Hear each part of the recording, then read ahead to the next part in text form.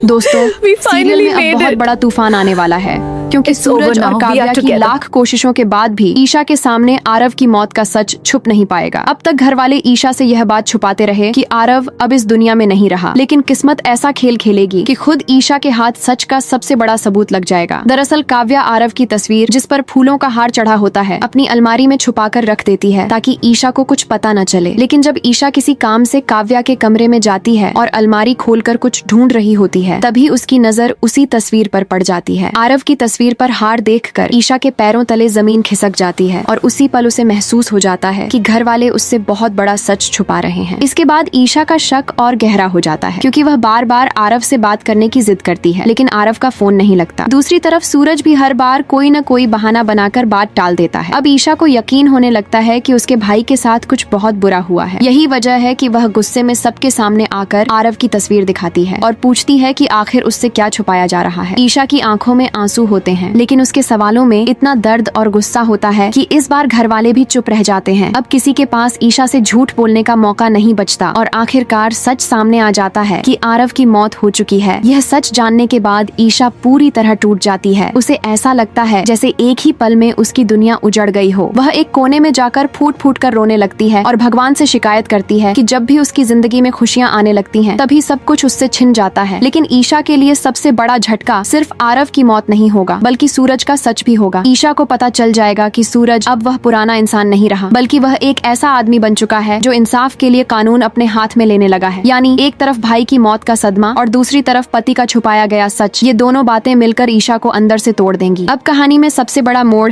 यही आने वाला है कि सूरज और ईशा एक दूसरे के सामने खड़े नजर आएंगे। सूरज का मानना है कि गलत लोगों को सजा दिलाने के लिए कभी कभी कानून से ऊपर उठकर भी लड़ना पड़ता है, लेकिन ईशा कानून को ही सबसे बड़ा मानती है। ईशा को यकीन है कि इंसाफ सिर्फ कानून के रास्ते से ही मिल सकता है। यही वजह है कि अब दोनों के बीच बहुत बड़ी तकरार होने वाली है। ईशा सूरज से सवाल करेगी कि उसने अपनी नौकरी क्यों छोड़ी, वह इस रास्ते पर क्यों चला गया और उसने उससे इतना बड़ा सच क्यों छुपाया। इतना ही नहीं, ईशा यह तक कह सकती है कि वह किसी गुंडे की पत्नी बनकर नहीं रह सकती, चाहे सूरज सही के लिए ही क्यों न लड़ रहा हो। अब आने वाले एपिसोड्स में हमें सूरज और ईशा के रिश्ते में बहुत बड़ी दरार देखने को मिल सकती है। सूरज आज भी ईशा से उतना ही प्यार करता है और सिर्फ उसकी खुशी चाहता है, लेकिन ईशा के दिल में अब भाई की मौत का दर्द, सूरज के झूठ का गुस्सा और उसके रास्ते के लिए नफरत भर चुकी है। ऐसे में सबसे बड़ा सवाल यही है कि क्या सूरज ईशा को संभाल पाएगा या फिर इस बार दोनों का रिश्ता सच में टूटने की कगार पर पहुंच जाएगा। क्या ईशा सूरज को छोड़ देगी? क्या सूरज ईशा की खुशी के लिए फिर से अपनी पुरानी नौकरी और पुराना रास्ता चुनेगा? अब कहानी पूरी तरह बदलने वाली है। आपकी नजर में कौन सही है, ईशा जो कानून का साथ दे रही है या सूरज जो अपने तरीके से इंसाफ करना चाहता है? अपनी राय कमेंट में जरूर बताइए।